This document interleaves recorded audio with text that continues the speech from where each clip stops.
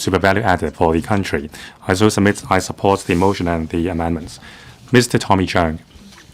President, according to the Sinwha Baltic International Shipping Center Development Index Report 2024, Hong Kong ranked the 4th internationally in terms of port conditions and overall environment, and also professional maritime services. We ranked top in the world.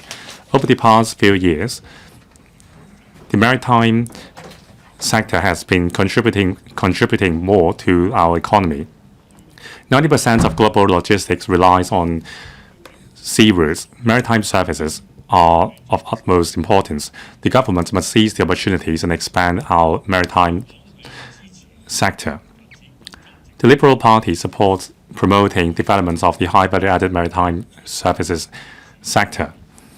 We urge the government to provide tax concessions for businesses engaging in shipbroking, ship agency, and maritime insurance, and so on. We want to grow the sector and the ecosystem. So far, there are more than 11,000 related companies in Hong Kong, providing diversified and internationalized maritime services. To attract more maritime-related companies to set up in Hong Kong, the Liberal Party urges the government to review the tax concessions related to the industry. We should make reference to our competitors so as to further reduce tax on the sector. The maritime business is an international business. The Hong Kong SAR government must seize the opportunity to set up more double taxation avoidance arrangements with other jurisdictions. Now, there are a total of 230 million gross tonnage of vessels managed by Hong Kong companies. It accounts for 1% or 10% of the total tonnage in the world. Our country now boasts the largest mercantile fleet in the world.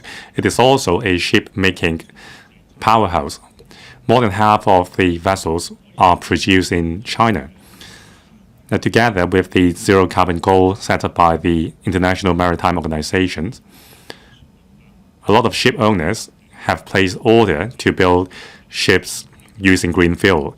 It is expected that more orders will be placed in the country. Now, the government must enhance our financing services for the ship owners so as to consolidate our position as an international ship financing center. Also, in terms of maritime law, maritime insurance, and shipbroking, we need to work harder. To consolidate our position as an international maritime services hub, we need to nurture talent. The Liberal Party supports the measure announced last year, that is to extend the coverage of the MATF to green energy courses and also examination to gain the qualification of a maritime insurance agent. But the Liberal Party thinks that we need to include courses in relation to maritime law as well. We adopt the common law system. We are one of the most popular arbitration seats in the world. The BIMCO has designated Hong Kong as one of its 4 designated arbitration seats. It proves Hong Kong's capability in dealing with maritime-related disputes. Now, we need the relevant talents to practice maritime law.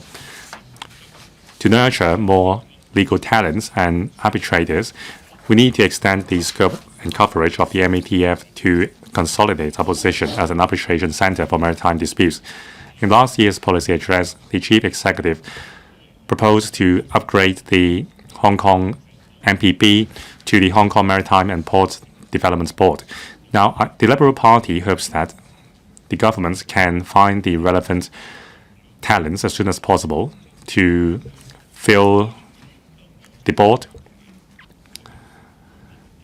and enhance Hong Kong's competitiveness in terms of green bunkering and other services. Now, the Liberal Party stresses that besides high-value-added maritime services, the government must continue to attract more OGVs to call Hong Kong's port. We thank the government for accepting our proposal to attract commodity traders to set up in Hong Kong and developed Hong Kong into a greenfield bunkering center.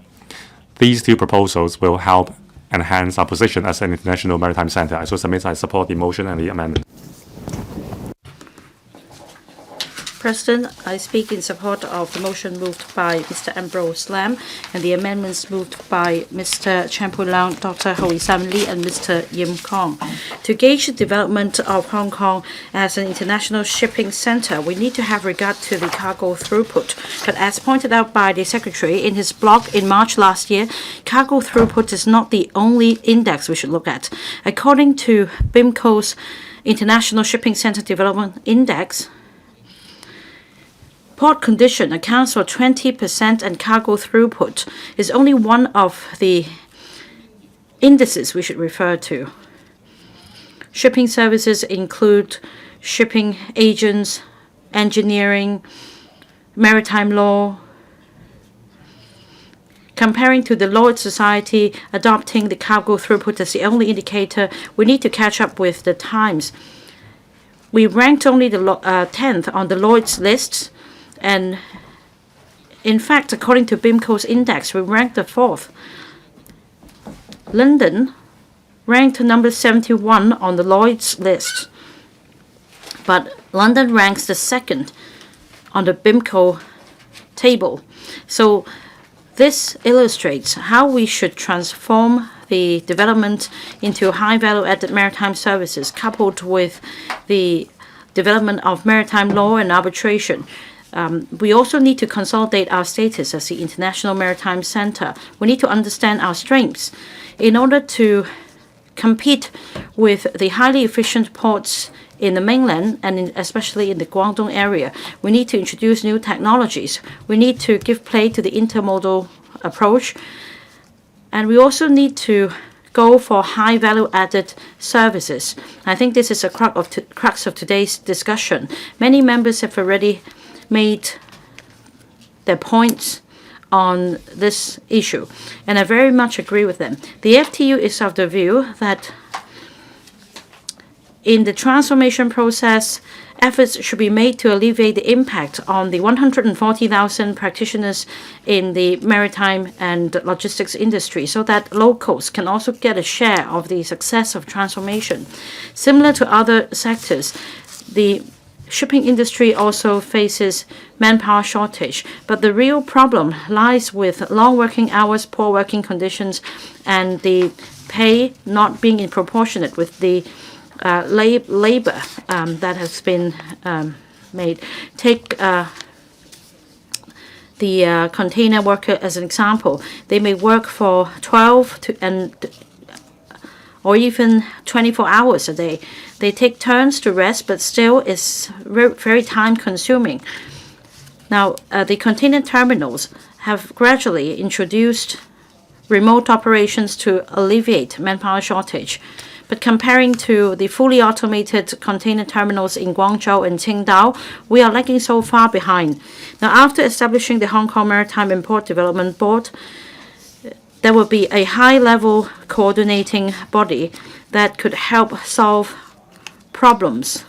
We're short of land and manpower, but we can turn this into an opportunity. That means we should go for greenfield bunkering services so as to create new quality productive forces to enhance our competitiveness. According to Mr. Yim Kong's amendment, the government should develop extended industries such as supply chain management, ship repair, and fuel bunkering. Now, the FTU strongly supports this idea. The government should pay attention to the courses provided by the post-secondary and tertiary institutions and see whether these courses could meet the need of the sector. There should be more support. For example, in terms of the ERB, after its revamp, the board should enhance collaboration with the labor unions so as to take a more targeted approach to help the blue-collar class and also to help young people join our industry. And we can also solve the problem of labor importation. Now, there are suggestions that the dockyard in Tingyi should be redeveloped into a residential project. Now, this is just like history repeating itself. I do not agree because this will cause a further dwindling of the local ship repair industry, and that we won't be able to pass on the technology. We need to consolidate our status as an international maritime center. Mr. Yo-Pak-leung, I support Mr. Ambrose Lam's motion and the amendments moved by members. Like Mr. Xia said, Hong Kong is famous for its ports, and we prosper because of our port. According to the third plenary session, we need to give play to our advantages and bolster our status as the three centers. The Greater Bay Area Development Outline Plan also proposes developing a comprehensive transport network to raise the international competitiveness of the ports in the Pearl River Delta. In the past few years, in terms of, say, maritime professional services like ship agents, ship finance, and maritime insurance, maritime law and arbitration, these have contributed to our economy. Mr. Ambrose Lam has proposed in his motion today to enhance our status as an international maritime services center so that we groom more talents and professionals to promote the development of high-end maritime services. We do have the prerequisites. In June last year, the Hong Kong registered vessels accounted for 130 million gross tons, and we are the fourth largest shipping register, trailing behind London, New York, Singapore, etc. And we're also the largest financial platform following London. Now, the action plan was promulgated in December last year, and the chief executive also proposed developing high value-added maritime services in last year's policy address. The board will be upgraded to the Hong Kong Maritime and Port Development Board so that with a consolidated effort we can further raise our status as a maritime services center. However, President, we need to take a two-pronged approach. Apart from enhancing the high-end services, we need to make sure that the container terminals are still competitive so as to provide support for the development of the logistics industry. In face of keen competition in neighboring places, the container terminal business is facing some daunting challenges. The cargo throughput was the first in the world in year 2000. Now we've fallen out of the top 10 places. The continuous decline is a concern. We need to stop the further decline, and that means we need to collaborate with the ports in the Greater Bay Area. Now, in terms of cost, we may not enjoy an advantage, but we have very low clearance fees and we have a low tax regime and high efficiency. For example, container vessels stay in Hong Kong for 0.95 days on average, far below the 1.85 days for major ports around the world. We should give synergy by collaborating with the ports in the Greater Bay Area, so that if we complement each other's strengths, we will be able to enhance the supporting services and enhance our competitiveness. Now, it's a highly labor-intensive industry. We're just making a start in terms of using green fuel for vessels. I'm happy to learn that the government just promulgated the action plan for green fuel bunkering for merchant vessels so that Hong Kong will become the first such bunkering center in the region. And this year, further details will be announced in relation to waiving the registration fees to promote decarbonization and green fuel.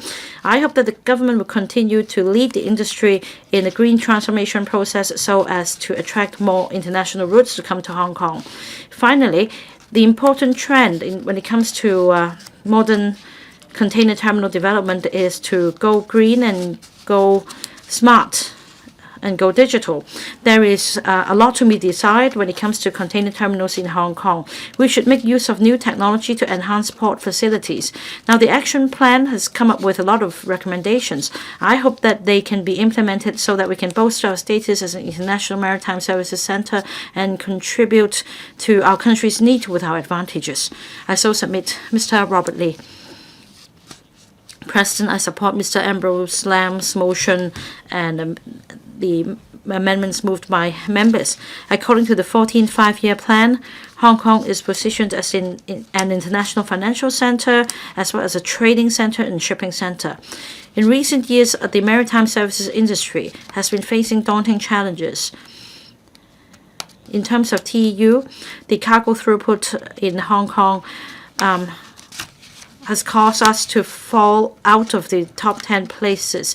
In order to consolidate our status as an international maritime center, we need the government to help the industry upgrade and transform.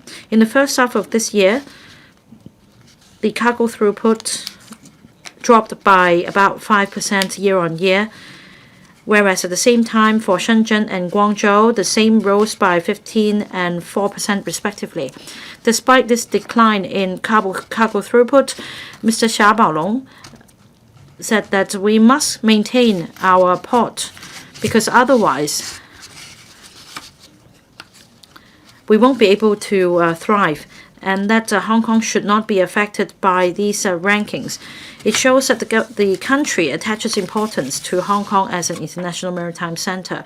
The policy address this year sets out a number of initiatives in relation to enhancing our status, including promoting high-end maritime services, building a commodity trading ecosystem, promoting green maritime centers, and promoting the development of smart port. The action plan was promulgated last year. The action plan is a response to the calls from the sector.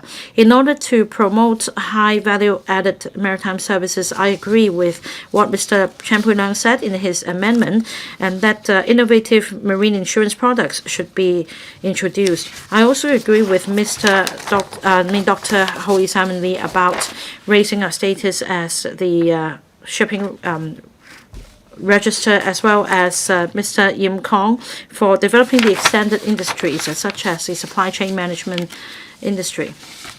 The industry also proposes relaxation of measures in terms of ship finance and ship leasing. Tax incentives should be provided. The government should also further develop maritime technology.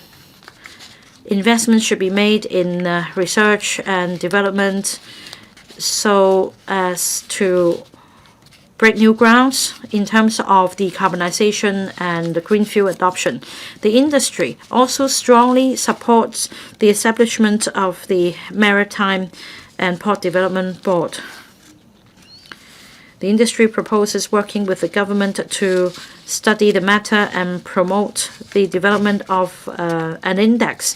The government should also set up the settlement, exchange, and warehousing services so as to support the development of commodity trading ecosystem. In order to create synergy with ports in the mainland, the government should discuss with the local governments in the mainland so as to promote coordination among container terminals in the Pearl River Delta so that we adopt the same standards, and in the long term we can discuss and create a super container terminal in the Greater Bay Area so as to drive the development of maritime services in the region.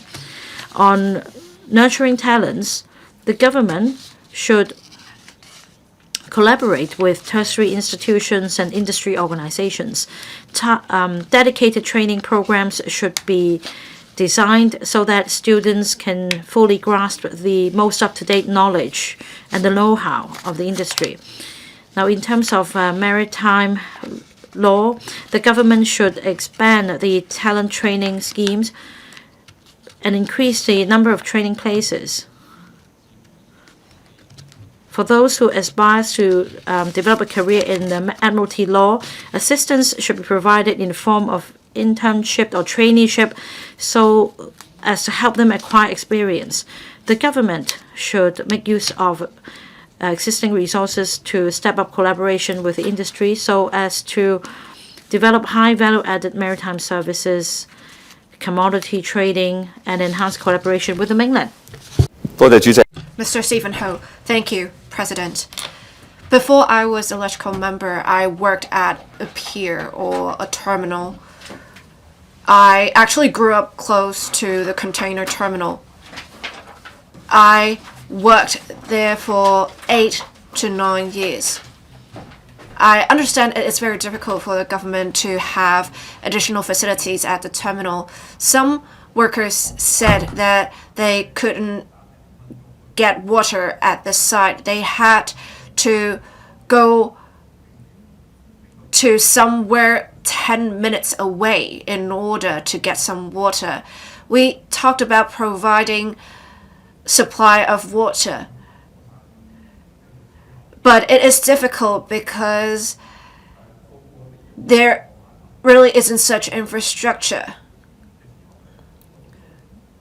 But even when the terminal ceased operation, no comparable facilities were provided, citing the difficulties. I think something can be done, but it just takes way too long for the government to come up with something, and the leases would only last for 5 to 7 years. The companies weren't willing to invest in the provision of facilities. And in fact, several years before, I do see now there is water supply, but of course it's not due to my efficacy. We had different complaints, nuisance, noise, or any kind of anonymous complaints that would delay the process, and people had to work till late night. And now they have therefore moved the operational hours to end much earlier to prevent such complaints from being lodged. I urge the government to really strike a balance between development and accommodating the public. We really should think about how we need to promote the policy initiatives. We have shipping services, we have consulting services, logistics, financing services. There are different kinds of maritime services. Once I started representing the agriculture and fisheries, I know more, and I think it's very important to make sure there is the nurturing of talents, and we need to make sure we have maritime talents as well as shipping repair talents. With other services, of course, we also need talents in those regards, but we need to have the basic services in the first place. We do not even have enough surveyors during the pandemic, so those who wanted to have their ships surveyed wanted to have them surveyed in the mainland, but the pandemic had prevented that from happening. So we had over 10,000 vessels stranded in Hong Kong. We should not only rely on neighboring regions because there are times of emergency like this. I still have a minute or so left. I want to share with you some figures. With the Grade A seafarer examination, we only had 50,000 candidates. Only 4 of them passed. And for another occupation, 4 of them took the examination. No one passed. And there was another category. There were 2 other categories that did not have any other people taking the exam, nor anyone passing, of course. And we had some people taking pleasure vessel examinations, and we had 7,000 odd people passing the examination. So we had people wanting to do activities relating to shipping, but these are just for pleasure. If we are to develop Hong Kong into an international maritime center, we really need to improve the examination arrangements. We shouldn't focus only on the fisheries part of things. We need to think about why people aren't taking the relevant examinations. Why are people going to the mainland to take the relevant examinations? Why do we have to rely on the neighboring regions? After we find out the reasons behind such, we should come back to the council and discuss the issues. We need to make sure we have solid foundations in order to develop Hong Kong into an international maritime center. Thank you.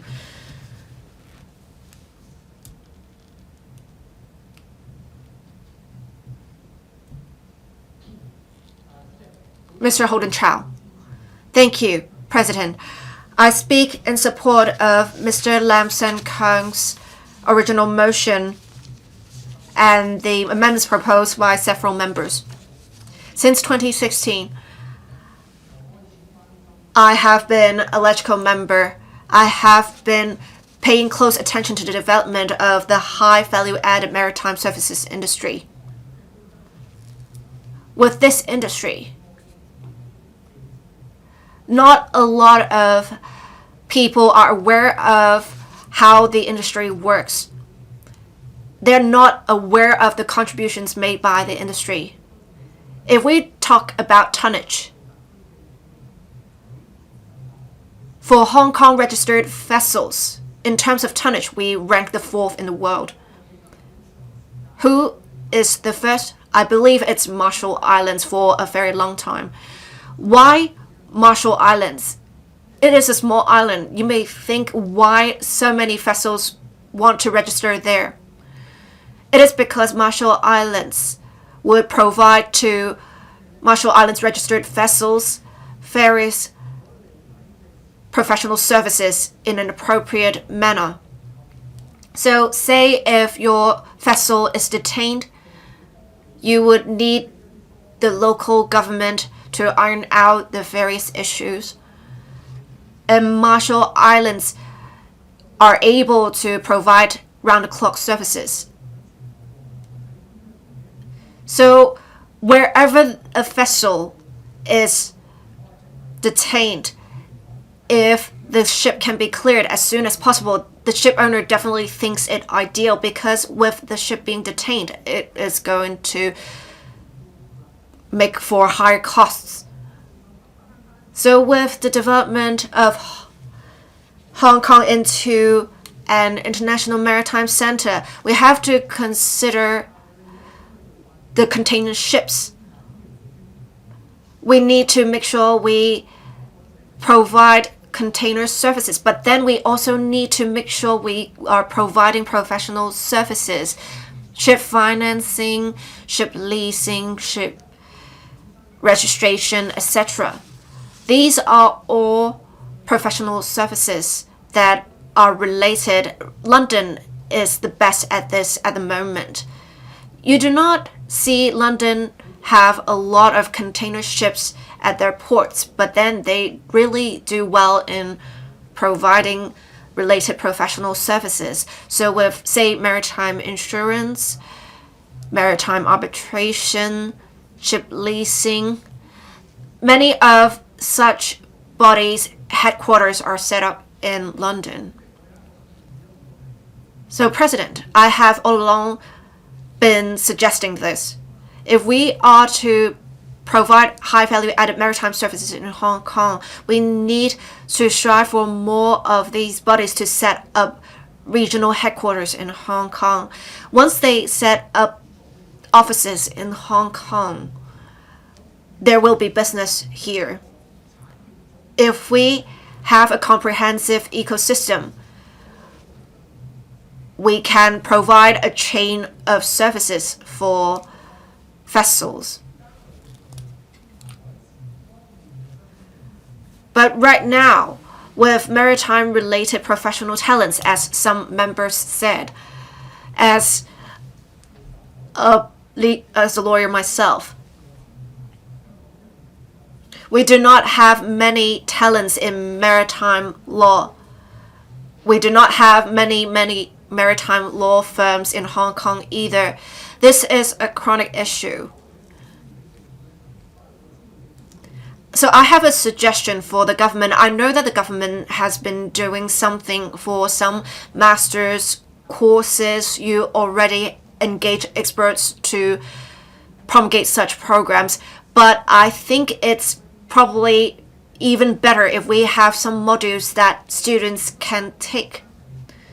So that with students taking such modules in maritime law, it would enhance their knowledge in maritime law. Of course, they would have to study, say, companies law. If we have them study maritime law, this would really help us nurture the right talents. Thank you. Mr. Ma from Kwok. I would like to thank Mr. Lam San-keung for proposing the motion, as well as the several members who have proposed amendments. We had Mr. Tung Ho-wan and Mr. Pui-leung. They were the shipping giants, so to speak. But with the transition in economy, and we have port clusters in neighboring regions, the cargo throughput in Pui-leung container terminals has fallen out of the top 10 last year. It is deemed for some people that we shouldn't really develop the maritime industry anymore. We have higher costs associated with the maritime industry in Hong Kong. We do not really have investors willing to invest in the shipping industry, but we have rich resources in the industry. We shouldn't just leave the industry hanging. We really need to help the industry go smart, to help them enhance efficiency. This will help. And we also need to develop various high-value-added maritime services, as Dr. Simon Lee said, in order to consolidate Hong Kong's status as an international maritime center. While we're no longer in the top 10 in terms of cargo throughput, we still rank high in the number of vessels registered in Hong Kong. We have all along been providing quality registration services, and according to the Xinhua Baltic International Shipping Centers Index, we rank the 4th. And we also are a shipping insurance center. With the Hong Kong International Airport being the busiest airport since 2021, we have been providing quality logistics services. This is also beneficial for our development into an international maritime center. The government understands the importance of having diversified development of Hong Kong into an international maritime center. At the end of 2023, we have promulgated the action plan on the maritime and port development strategy, and in the latest policy address, the Maritime and Port Board is to be reformed as the Hong Kong Maritime and Port Development Board. After that, the government has promulgated the action plan on development of greenfield bunkering. It really shows the government's determination to develop Hong Kong into an international maritime center and has set out the direction for such development. But the important part is implementation. I hope that the HKMPB can act as a bridge of communication between the government and the industry to really enhance communication between the government and the industry. We should have a specific committee to promote services in the maritime industry. We have 5 of the 8 centers positioning that would be related to the maritime industry, say the International Aviation Hub, the International Legal and Dispute Resolution Center. All of these relate to maritime-related services as well. With the different professional services, especially in financing, we should encourage finance institutions to provide innovative maritime-related products that would be conducive to the development of Hong Kong into an international maritime center. In 2020, President Xi said we should have a good circulation of maritime services and cargo. We have had Shanghai catch up, but Hong Kong can be another important shipping center in Southeast Asia. We need to enhance our capabilities, enhance collaboration with neighboring regions to achieve synergy, to make contributions to the country and create impetus for growth of Hong Kong's economy. I speak in support of the motion and amendments. Thank you. Mr. Chan Hock-Fung, President. The country's EV business has been rapidly rising. In 2024, our country has become the major producer of EVs in the world. Now, green technology is the key component in every policy maker's playbook. Now, in the maritime setting, the entire industry is moving towards green maritime fuel. Green fuel bunkering is the trend. To keep our position as an international maritime hub, we need to give play to our strengths in professional services like insurance, legal services, and so on. Now, the Secretary for Transport and Logistics just came into office, attended the roundtable meeting held by the DAB. It shows that the Secretary is serious about this. Now, there are two prioritized directions. Now, without wings, birds can't take flight. The government is giving wings to the industry by formulating a series of strategies. The government is prepared to turn Hong Kong into a greenfield bunkering center.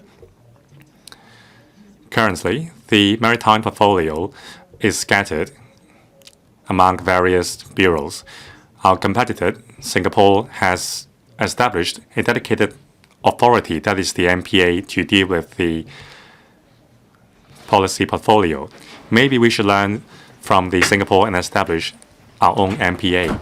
What we should do now is to consolidate our efforts and set a clear direction for developing the industry and take forward the functions of the said MPA. Now, you may wonder, isn't that the Hong Kong Ports and Maritime Development Bureau holds all the function? But that's not the case. Now, the relevant work in relation to ports is under the portfolio of DVB. For maritime safety, it is the Marine Department. Now, the FSD, the Fire Services Department, would regulate the storage of fuels according to the Dangerous Goods Ordinance. Now, in terms of financing, law, and regulations, these are handled by financial officials and the DOJ. Now, I know there are clear division of labor between the bureaus. However, it would jeopardize collaboration in pursuing this goal. Now, can we have a cross-departmental institution to consolidate our position as an international maritime hub? Second, we need a clear positioning. As a green maritime fuel bunkering hub, what services should we provide? Now, the HKMPB will be revamped as the Hong Kong Maritime and Port Development Bureau as a high-level advisory body, but that is just of an advisory nature. Compared with the functions of the MPA, that is very different.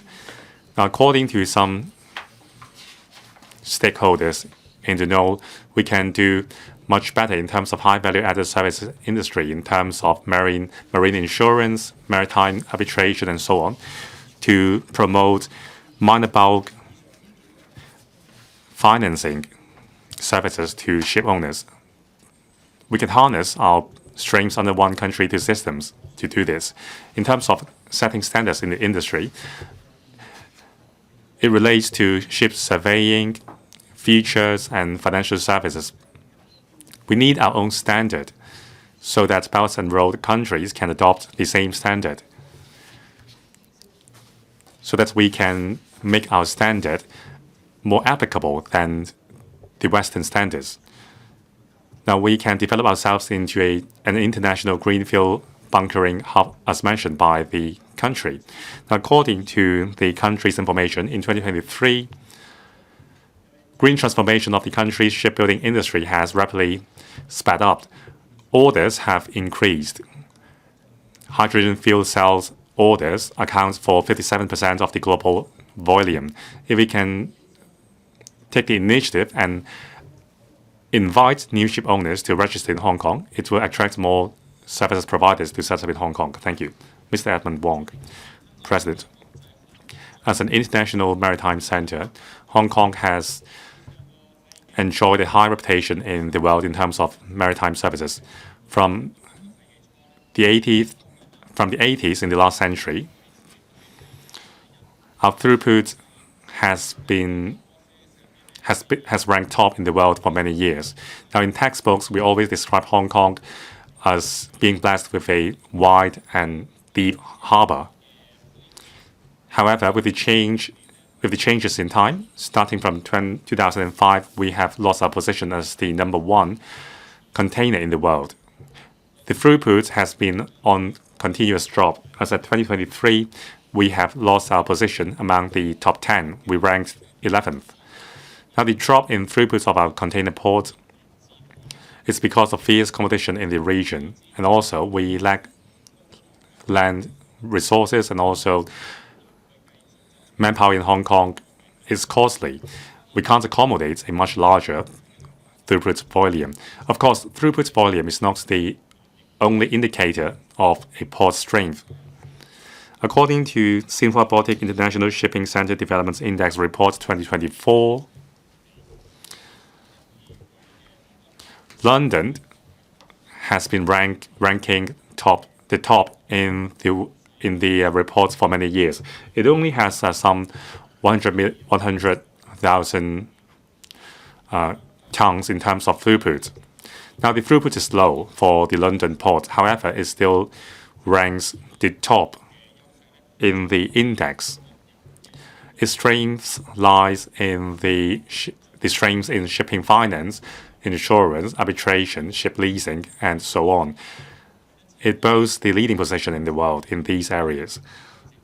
That's why Mr. Ambrose Lam's motion urges the government to nurture more talent for high value-added maritime services covering insurance and maritime law and maritime finance. This aligns with the amendments moved by the other members. We need to elevate our status as an international shipping center from all angles. We have a comprehensive common law system. Like London, we have what it takes to be the international maritime center. Now, with the ships of gravity from the west to the east, and also with the Belt and Road national strategy, we have much opportunities in terms of maritime finance, insurance, and arbitration.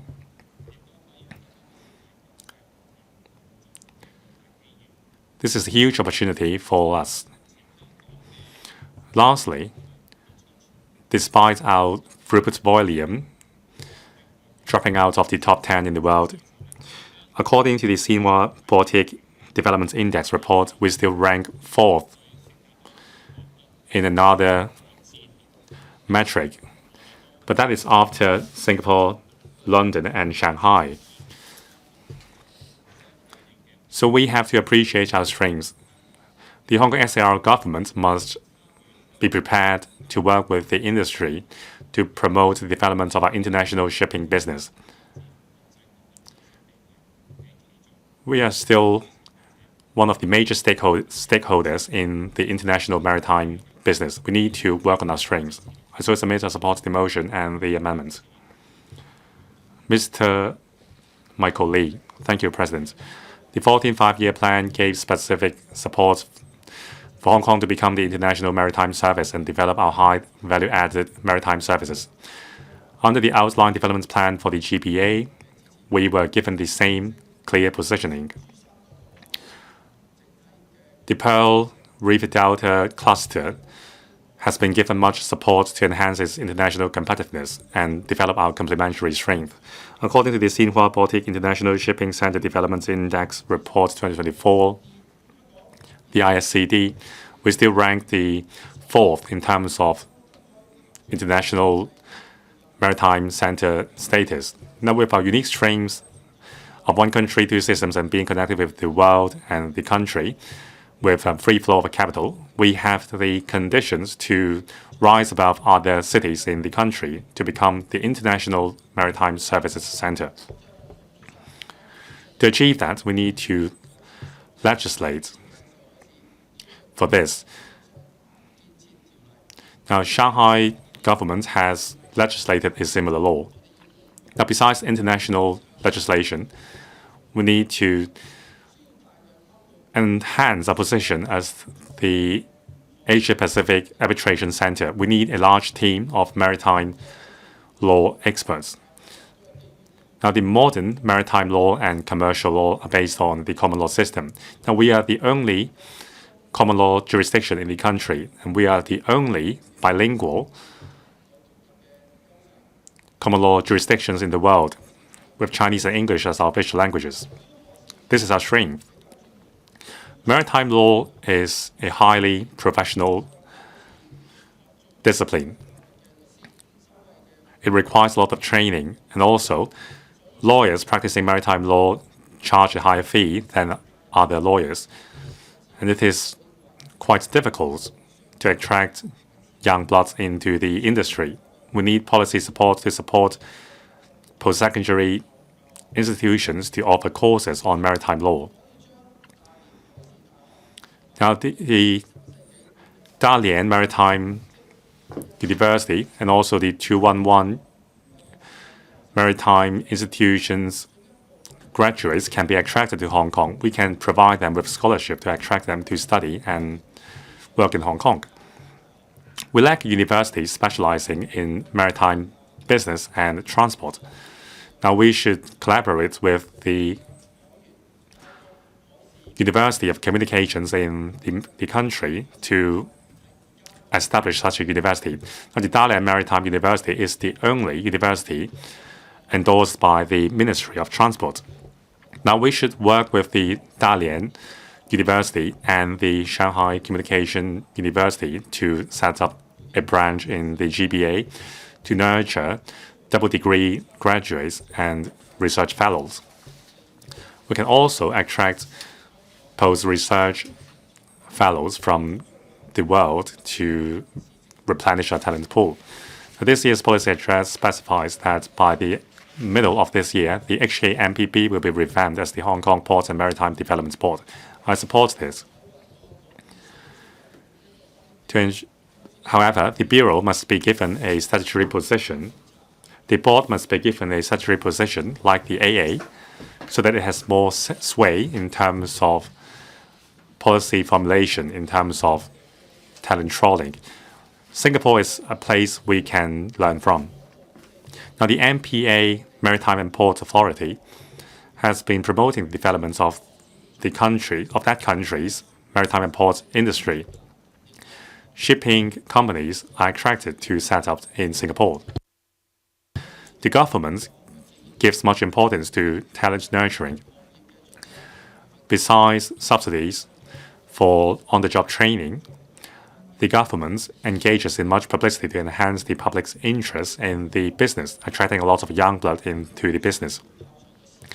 Now, the maritime business is highly professionalized. It takes years to train a talent. In short, the government must enhance support to train up various talents in the trade to attract more young blood into the maritime trade, and support the rapid development of the industry so as to meet the country's needs and enhance our position. I so submit I support the mission and the amendments. Mr. Jeffrey Lam. Thank you, President. Hong Kong has one of the busiest and efficient ports. But because of geopolitics and competition from neighboring ports, in recent years the cargo throughput has continued to drop. Alphaliner earlier published a league table of the busiest ports around the world. For the first time, Hong Kong ranked 11th. It drops out of the top 10 places. In order to enhance our port development and bolster our status as an international maritime services center, we need to catch up. We need to groom talents first and foremost because it is the pillar of the industry. For the aviation industry, apart from pilots, there are also various crew members and mechanics, engineers. These talents are all related to the industry. However, recruitment has always been difficult because of the remote location of the airport. Now, the government should enhance the fund so as to provide more subsidies and encourage more young people to join the industry. In 2016, the Hong Kong International Academy was established. Over the years, the Academy has run various courses to groom managers and professionals. However, we do not have sufficient maritime lawyers available. We should take a more targeted approach to actively groom professionals to support high-end maritime services, such as maritime lawyers, accountants, insurance professionals, so that in a more comprehensive manner we can bolster our status as an international maritime center. My second point is this: we should collaborate with the Greater Bay Area so as to build a Greater Bay Area port cluster with greater competitiveness. In order to bolster our status, the government should actively take forward healthy competition and collaboration with ports in the Greater Bay Area so that we can create synergy, so that 1 + 1 is greater than 2. With the Hong Kong Airport Authority investing in the Zhuhai Airport, the two airports can complement each other's strengths, and we will be able to not only increase the cargo handling capacity of the Zhuhai Airport, we can also attract visitors from the western side of the Greater Bay Area to come to Hong Kong for transit flights, so as to achieve win-win. We also need to develop high value-added businesses. The central government attaches great importance to the development of the Greater Bay Area. There is a clear guidance, policy guidance to creating competitiveness for ports in the Pearl River Delta. Hong Kong is in a leading position when it comes to being an aviation hub in the region. We should grasp the opportunity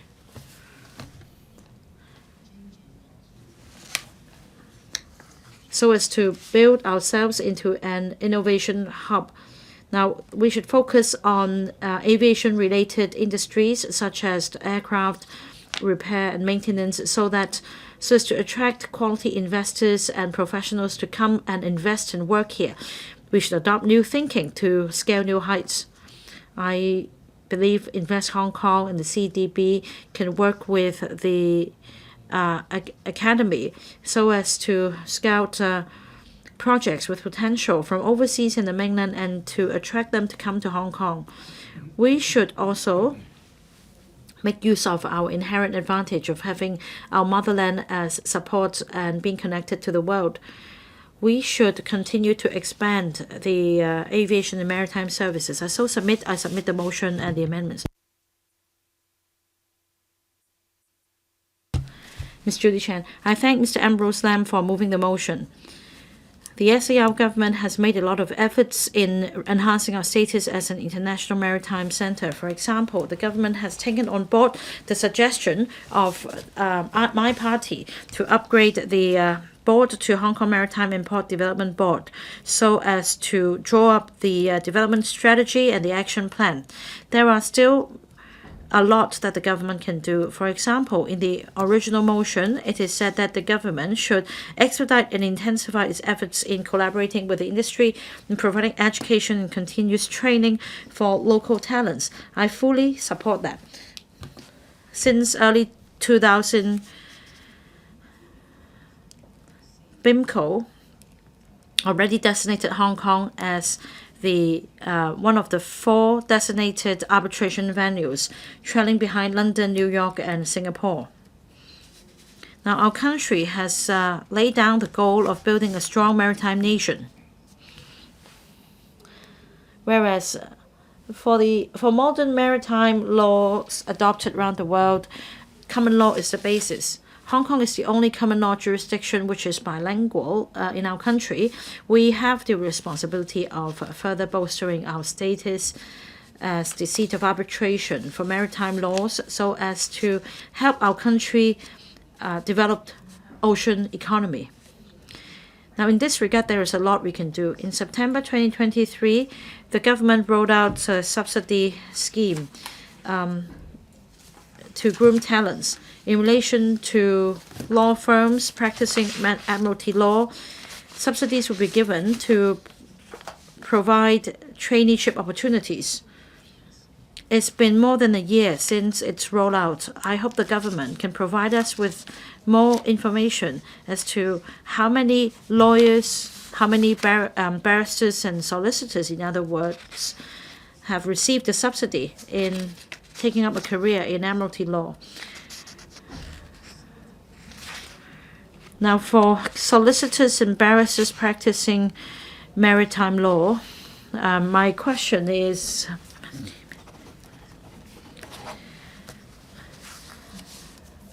whether instead of expanding the staffing establishments, we are only using existing resources, because otherwise we won't be able to take it further.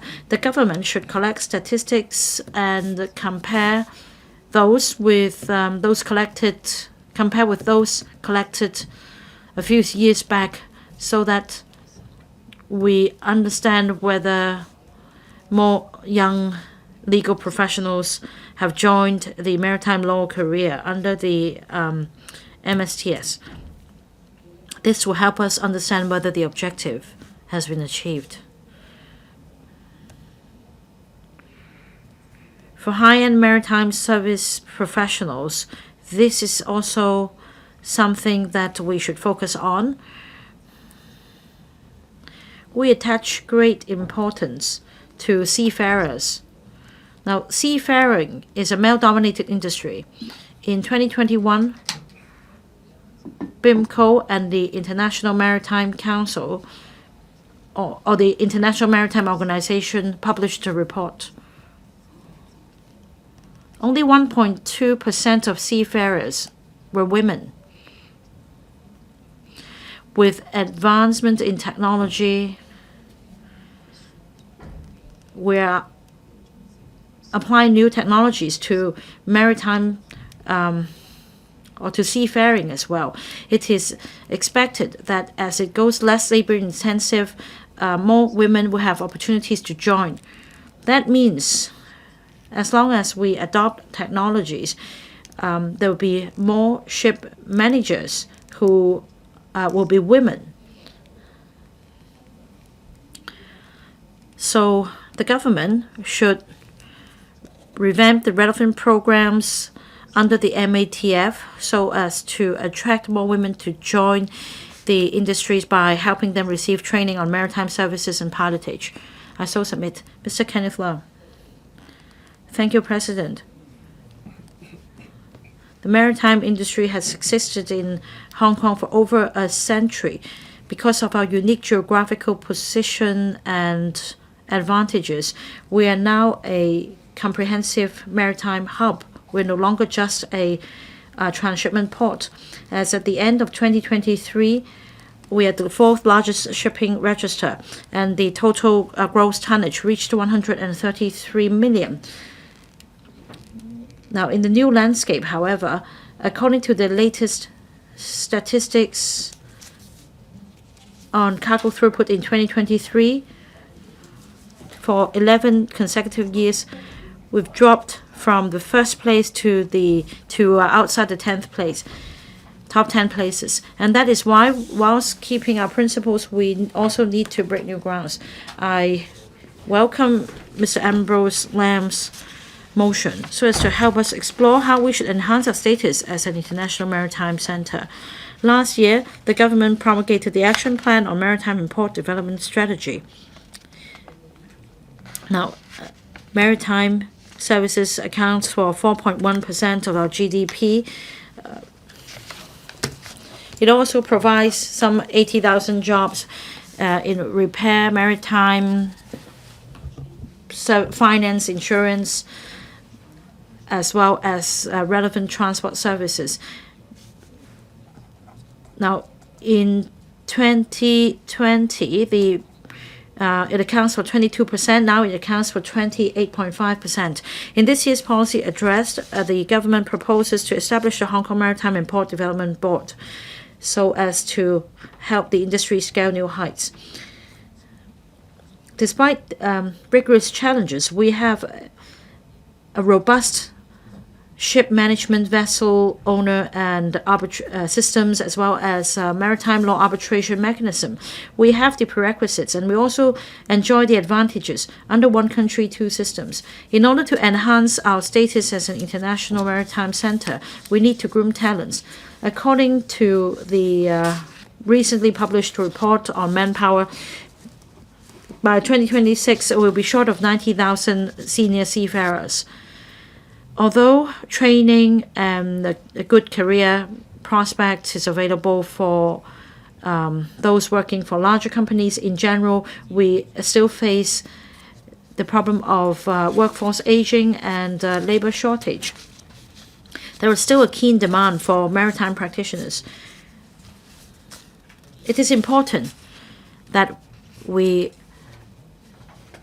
attract young people to join the industry, and that means they should be able to attend talks in schools and communities for young people and parents to know more about the long-term prospects of the industry.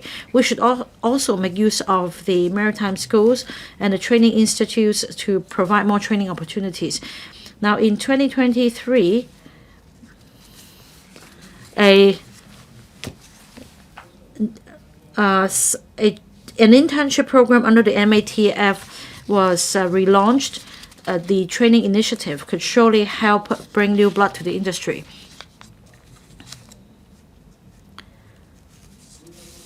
We have the backing of our country. We are connected with the world. This is our fundamental strength. We also enjoy the advantage of being connected to the Greater Bay Area. We're connected to the world as well. We should further collaborate with other cities in the Greater Bay Area, especially the Western Guangdong, so that we complement each other, and it is crucial that we give play to this synergy so that we can continue to strengthen our ties with the world and increase cargo throughput. I so submit I support the motion and the amendments. Does any other member wish to speak? Mr. Ambrose Lam, you may now speak on the amendments.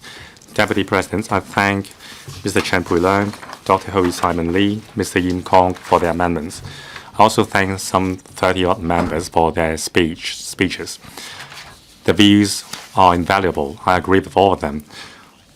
Mr. Chen Pui-leung said that we need to grow our maritime insurance businesses and introduce more relevant talents.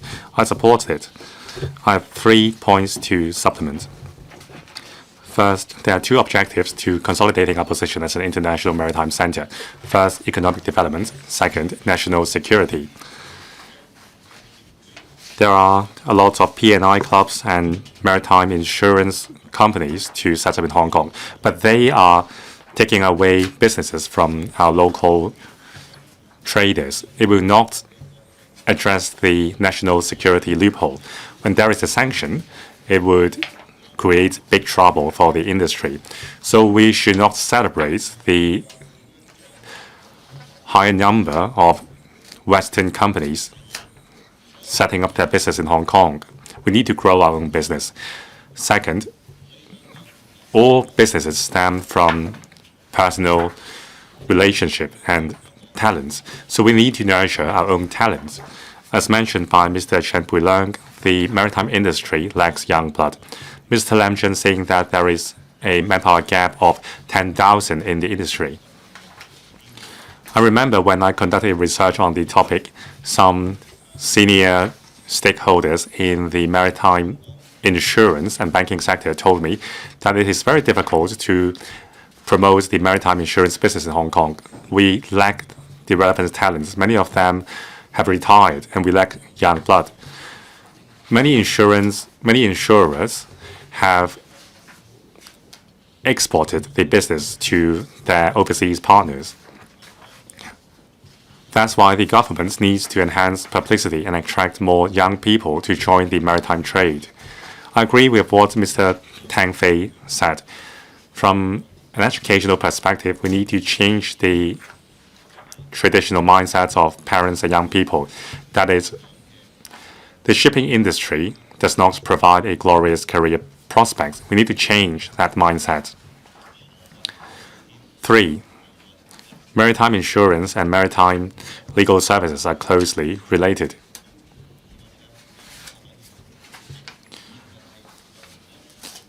We can't boast ourselves to be an international maritime arbitration hub. In fact, London took 80% of the relevant businesses. Now we need to ensure that our trading partners are choosing to use a maritime law. Otherwise, we can't grow the business. Dr. Hoey, Simon Lee said that the government needs to formulate a long-term development plan for the maritime industry. We need to grow the cluster. I fully agree with his points. Ms. Carmen Kan, Chan Siu-hong, and Ms. Eunice Yung said that we need to leverage on the synergy with other GPA partners to grow the maritime sector in Hong Kong. I urge the government to negotiate with the mainland businesses on how we can help them go global.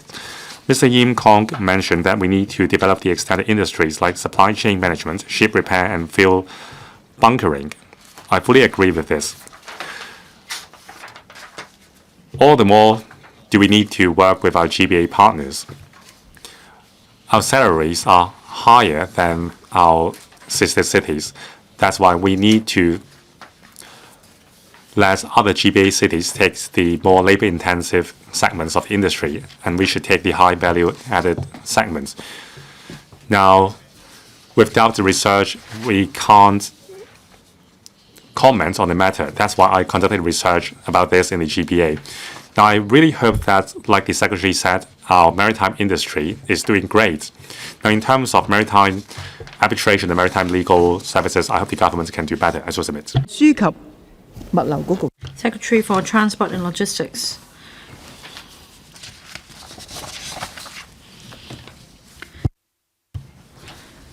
Deputy President, I thank Mr. Lam for his motion, the 3 members for their amendments, and 38 members for their views and suggestions on enhancing Hong Kong's status as an international maritime services center.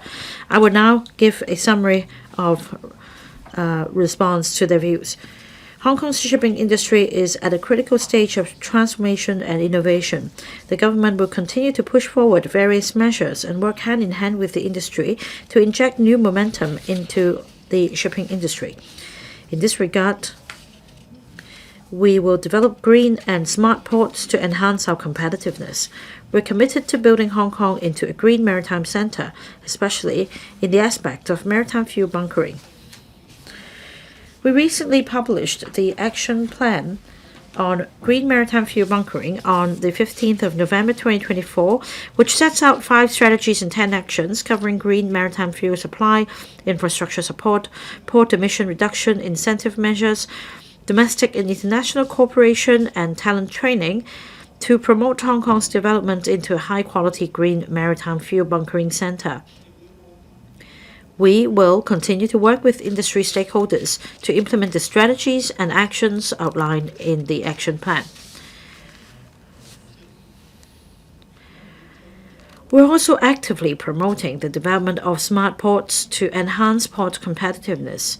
The government has been conducting a pilot program for specific cargo delivery processes since 2023, and the industry has responded very positively. After evaluating the operational experience, we will fully implement the port community system by the end of 2025.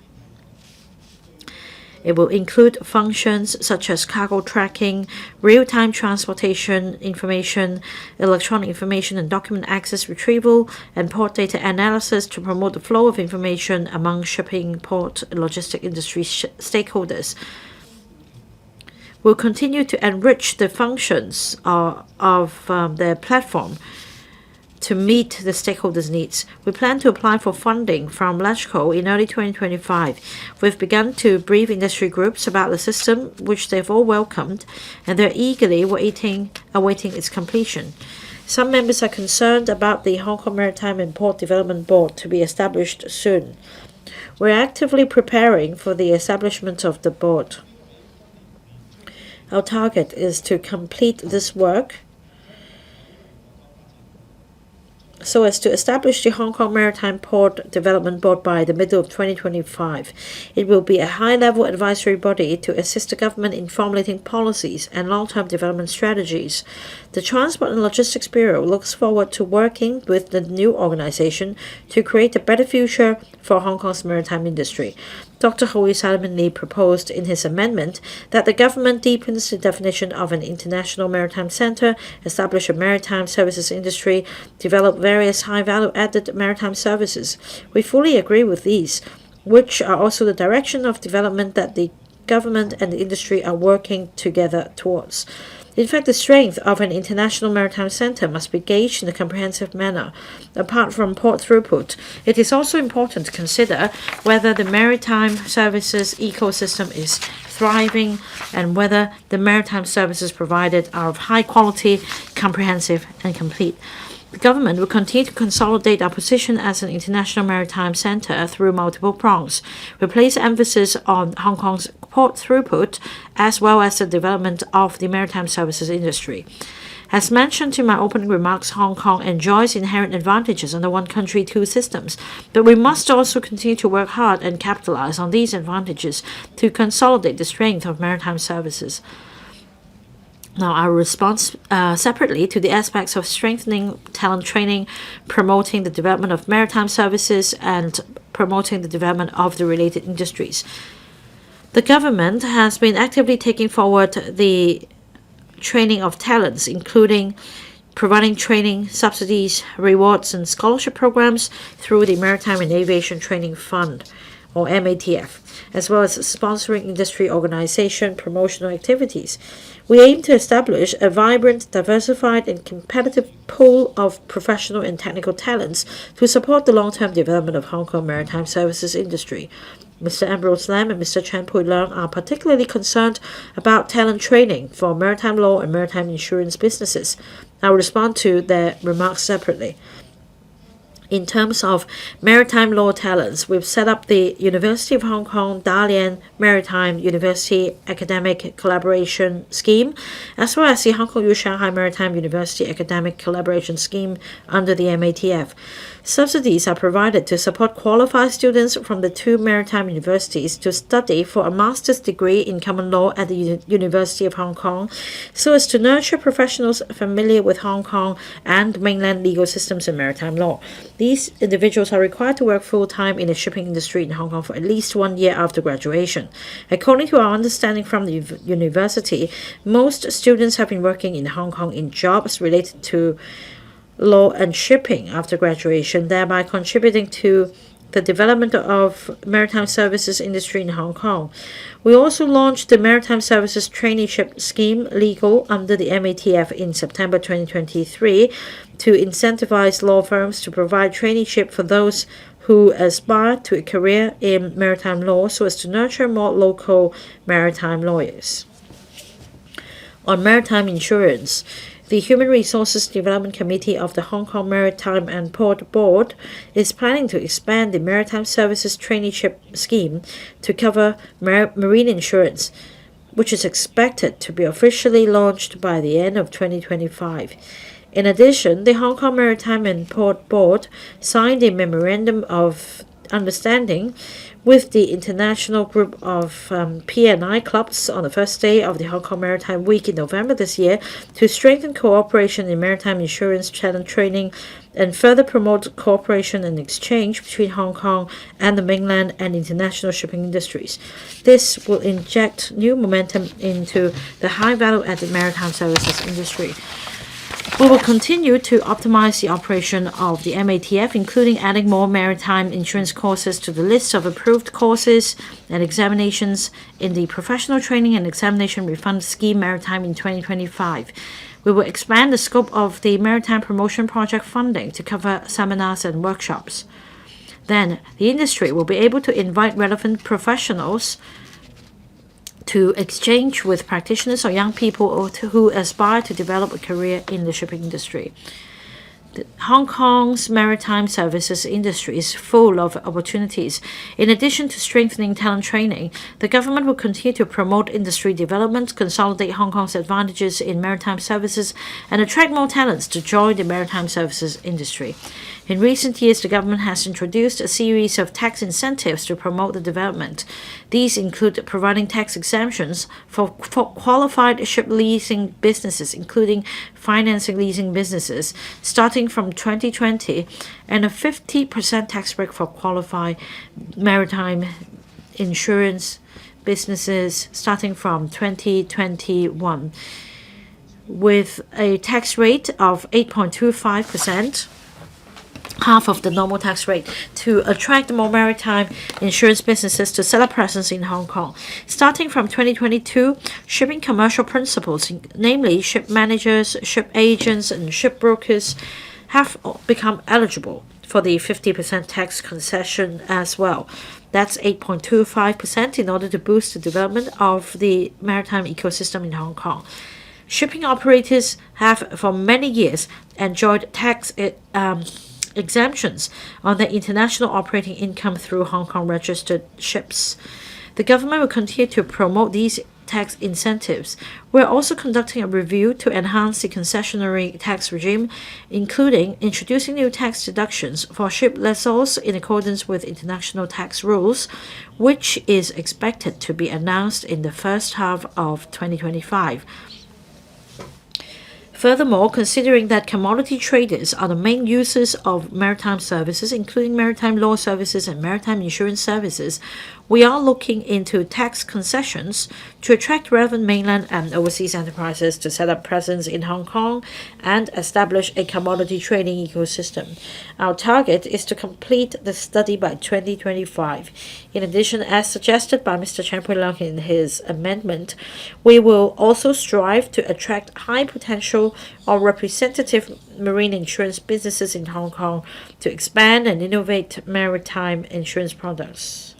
In terms of maritime law and dispute resolution services, in addition to what was mentioned in the opening remark, and that Hong Kong was listed as one of the 4 designated arbitration venues for global shipping contracts by the BIMCO in 2020, as the only common law jurisdiction in mainland China, Hong Kong is able to establish judicial assistance arrangements related to arbitration and mutual recognition and enforcement arrangements related to civil and commercial law with the mainland.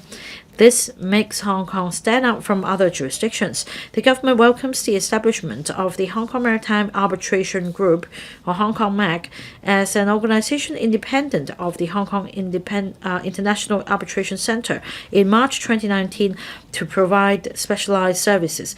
We're pleased to see the group's strengthened cooperation with other regions, such as signing a cooperation memorandum with the Dubai International Arbitration Center to seize business development opportunities.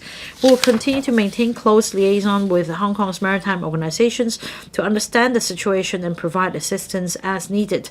Since last year, we've encouraged maritime organizations, including maritime arbitration and marine insurance industry organizations, to make use of Marine Department's Hong Kong Ship Registration Service promotion seminars in mainland and overseas port cities to promote Hong Kong's maritime services to the enterprises in these places. So far, 4 organizations have participated in 2 seminars with over 350 mainland and overseas enterprises in attendance, and the industry has responded positively.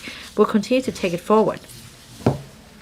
In response to the suggestions of Dr. Hoey, Simon Lee, and Mr. Yim Kong, the government also needs to further enhance the development of the extended industries and related industries within the maritime industry, strengthening their competitiveness.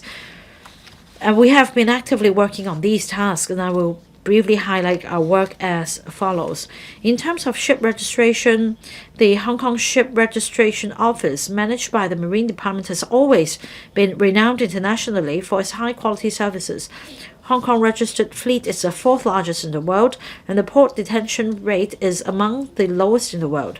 Hong Kong Ship Registration Office provides services in major ports and shipping cities around the world, including London, Shanghai, Singapore, Sydney, San Francisco, Tokyo, and Toronto.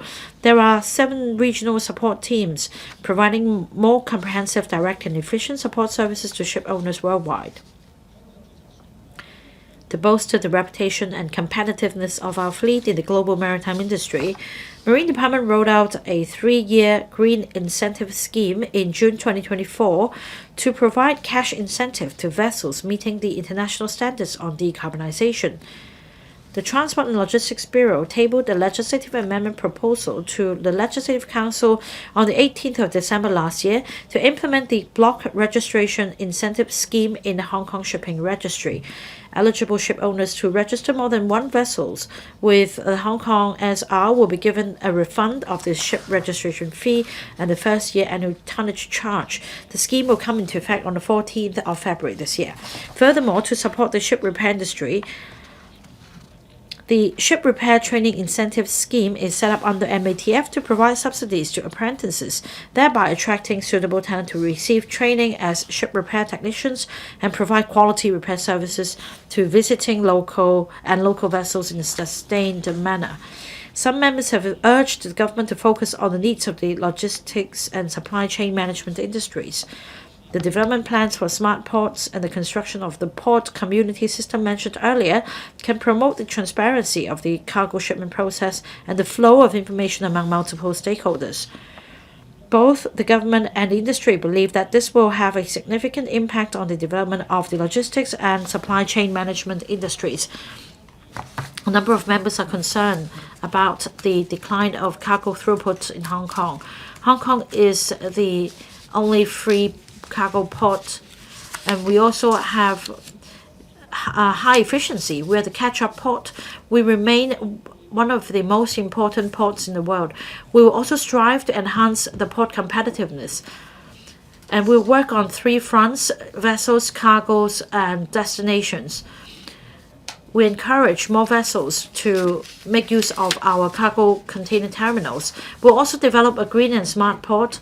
We'll enhance collaboration with Guangdong West and establish closer ties with the rest of the world so as to increase the destinations and the cargo throughput. That will also look into an exemption arrangement for export permits so as to strengthen the intermodal freight arrangements. We'll also mount publicity and build closer ties so as to tap business opportunities. And then we'll continue to liaise with the container terminal operators so that we can draw up suitable policies. A number of members also mentioned collaborating with ports in the Greater Bay Area. We've been actively exploring opportunities of cooperation with the other ports. In 2023 May, we signed a memorandum of cooperation with the Guangdong counterpart so as to establish a cooperation mechanism with Guangdong. On a regular basis, the government discusses with the port industry. Now, the container terminal operators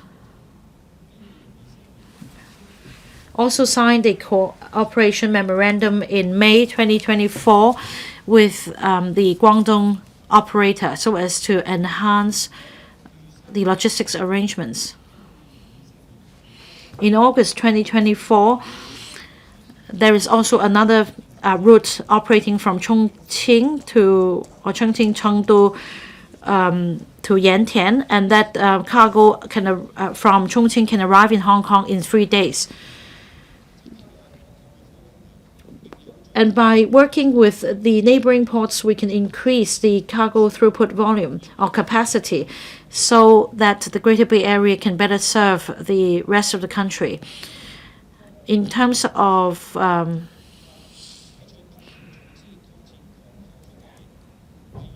cargo handling, we are tapping into new opportunities. For example, we start collaborating with ports in the Greater Bay Area under an intermodal arrangement so that the transshipment business can take place in Hong Kong and enhance our cargo throughput.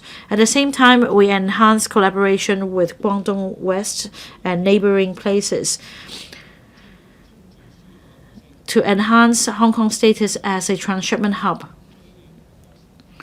We will continue to establish ties and set up cooperation mechanisms with cities in the Greater Bay Area so that we can give play to each other's strengths. And we'll also explore more cooperation opportunities in an intermodal manner to enhance our competitiveness. President, the Transport and Logistics Bureau will continue to work with the industry in implementing the above initiatives. We will monitor the progress and the effectiveness to ensure that we're able to meet the evolving challenges and grasp opportunities as so submit. Thank you.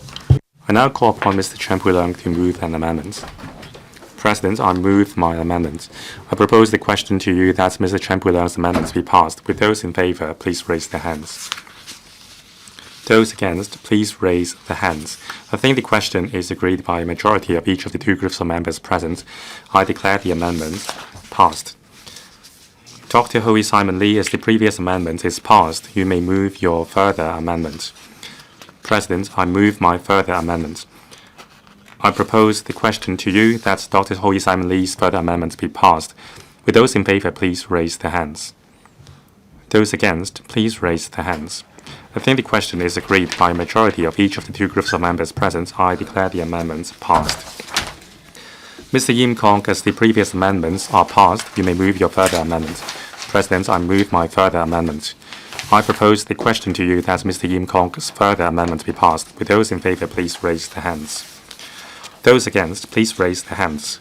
I think the question is agreed by a majority of each of the 2 groups of members present. I declare the amendments passed. Mr. Ambrose Lam, you still have 2 minutes 48 seconds to reply, then the debate will come to a close. Mr. Ambrose Lam. President, the country is developing our maritime services not just for economic development but also for national security. In particular, the nation has been promoting collaboration with Belt and Road countries and BRIC countries. We need our own international maritime center to be free from Western control and influence. Now, Hong Kong is the city in the country to do just that. So to consolidate our international maritime service hub status, we must transform ourselves. The Hong Kong SAR government must not be complacent, but chart a path forward to expand our business. Now, there are several areas. We are the 4th largest ship registry in the world. Can we translate the figure into businesses for ship purchasing, leasing, and maritime insurance? Now, the country is the largest ship maker in the world. How can we leverage on a financing arm to help the country gets more orders? How can we turn ourselves into a ship purchasing and selling platform so that ships produced in the mainland can be sold in Hong Kong? As an international financial center, can we innovate and create new ship financing products to transform our industry? Now, the government is building Hong Kong into a green maritime field bunkering hub. However, the UN hasn't decided upon a commonly accepted green fuel. Now, through today's motion, I hope the government can understand how great the potential is in the maritime services industry. Now, together with members' views today, the government must involve the market and the private sector and take immediate actions and promote the development of international maritime businesses in Hong Kong. Once again, I thank the 30-odd members for speaking on the motion and amendments. Your views are invaluable. We hope that this will form a basis for policy formulation and enhance our status. Please support my motion and the amendments. So submit.